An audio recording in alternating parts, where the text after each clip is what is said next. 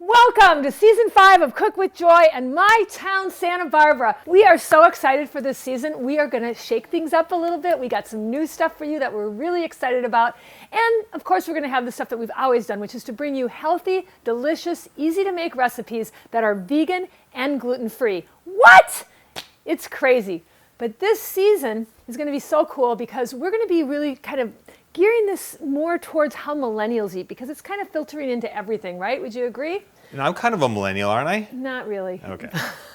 But my daughter Jake is, and we've been working together on the other side of our business, and she's going to start working with us more on this show. It's going to kind of move more towards Cook with Jake and Joy, and Derek's going to probably get his name in there too.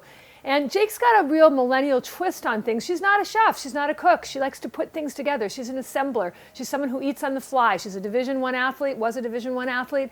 And she likes to have things that are quick, ready to go, but really full of nutrition. But of course, they've got to taste great. So all of our recipes this season are going to really be in that vein. And I think you're really going to like it. So stay tuned, share this with your friends, and we'll see you in our first episode.